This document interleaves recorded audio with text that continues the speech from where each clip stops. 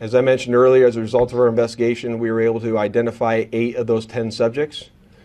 And based on that investigation, we conducted an apprehension operation this morning with the FBI Criminal Apprehension Team and members of our Major Violence and Narcotics Bureau. During that operation, we were able to arrest all 8 subjects, and we executed 9 search warrants at various residences throughout the Las Vegas Valley. This is sad all the way around.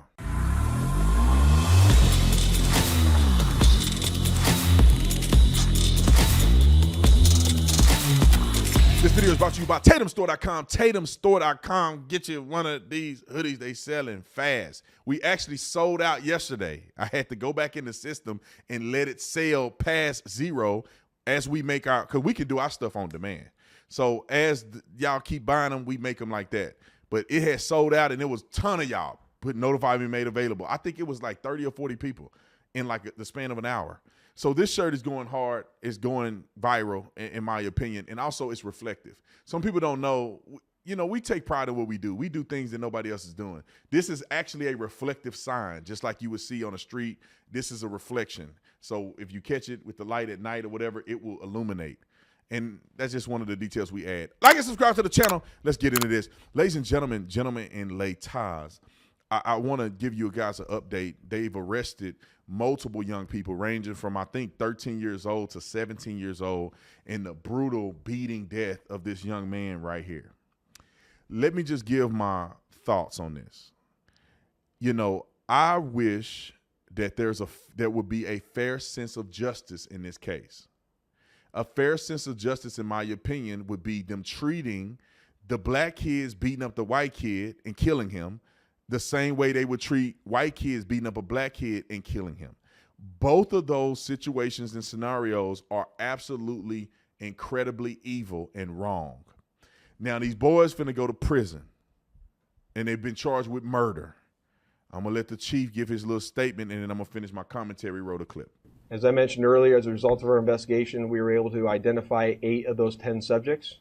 8. And based on that investigation, we conducted an apprehension operation this morning with the FBI Criminal Apprehension Team and members of our Major Violence and Narcotics Bureau. During that operation, we were able to arrest all 8 subjects, and we executed 9 search warrants at various residences throughout the Las Vegas Valley. During those search warrants, detectives were able to obtain numerous clothing from the residences that the suspects wore during the attack on Mr. Lewis. All subjects that were arrested in this incident range from the age of 13 to 17. All are juveniles, and all were booked into the Clark County Juvenile Hall on charges of murder.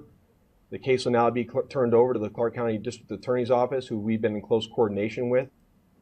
Now, let me say this. I don't think they're going to charge. I mean, the prosecutors may not do because they're juveniles. So they may like slap them on the wrist.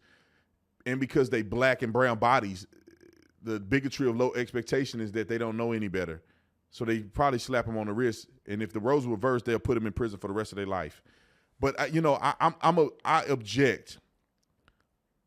Now, see, if I was the father of this boy, I want them to get the death penalty. I would want to actually go and kill him myself. But I think that juveniles doing life in prison, I don't know what to say. I don't know what to say because it's hard, right? You got a 13-year-old kid that can. My son is 13. My little boy is 13, and he's big now.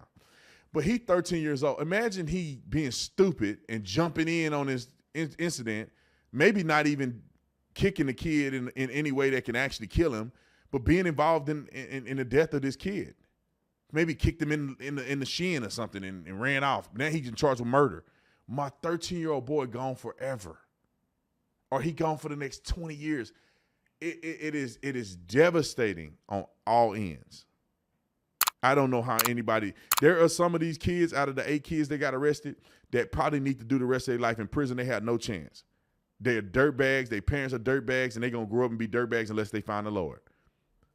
But, man, there's probably some kids in there that just trying to be stupid, and they go and kick the guy, and they run away, and they kick him in the leg, and they kick him in the stomach, and it wasn't the fatal blow that killed him, and they finna, life gone. They gone. Life gone. And this kid ain't never coming back, so they deserve it. And they all kids, man. That boy 17. Boy, I lose my son at 17. I cannot take it. If I lost my son at 17 because somebody decided to kick him while he on the ground, I could not live through that. And also, if my son following these idiots, trying to be cool, hanging out with the Joneses, and ended up going to prison for 25 years at 13, 14, 15 years old. It's horrifying. Let me let him finish. And we'll go through the normal steps of determining, going through the normal steps for them to be certified as an adult. So they're trying to certify all these young people as adults.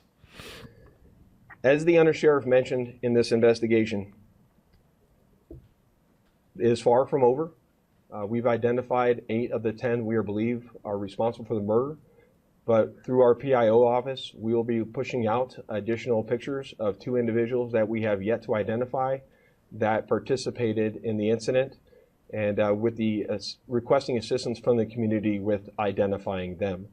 I also want to secondly ask anybody in the community that if you know anybody who witnessed this, if you see video of this from social media, please don't just believe we have it. There's a high likelihood that there's additional video out there that we don't have. I encourage anyone, if you have that video, to please contact the LPD homicide section, or if you wish to remain anonymous, that video can be shared through Clark County, through Crime Stoppers in Nevada. That information is very necessary in investigations like this and has helped us greatly in this investigation. So if you're watching this and you have a video that you've seen, submit it to the Metropolitan Police, the Vegas Metro PD, or this may be the sheriff's office. So make sure you submit that to the sheriff's office. Even if you had it and you gave it to local PD, they can get it to the sheriff's office. So just submit it to law enforcement to the best of your ability. If you know who these people are, turn them in. Just turn them in. It's only going to get worse because they're going to get found. And you would hate for them to have to live with this burden for 6 months while they try to hide from police. They're going to get found. If they go to the school, they're going to realize that the kids ain't in school. And they're going to say, these 2 kids haven't been in school in the last week and a half. Okay, it's probably them. Where do they live? They're going to go conduct search warrants to their house and got grandma about to have a heart attack. So turn these kids in, or if you know who they are, snitch on them. Ain't nothing wrong with snitching. This kid right here lost his life. And, there's a part of the juvenile, situation where you feel for these young people being stupid. But at the same time, you kill somebody. What about this kid's life? Now, he looked like he a little weirdo himself. Maybe he getting in trouble. But that don't mean he deserve to die. That don't mean somebody should kill the boy. That's somebody's son. Maybe he having a little midlife crisis. They normally put the best picture of a kid up there. That probably ain't what he actually looked like. He probably looked crazy. He probably is crazy. That still don't mean that you should stomp a kid and kill him and think you just get away with it and get to live your life when his life was taken. It's conflicting to me because you don't want to throw a juvie's life away forever, but you did kill another person. And you have to pay the consequences for it. And they have to be consistent with these young people to let others know that you can't do this and get away with it. Y'all better, I knew this way back when I was a kid, man. You don't hit people while they down.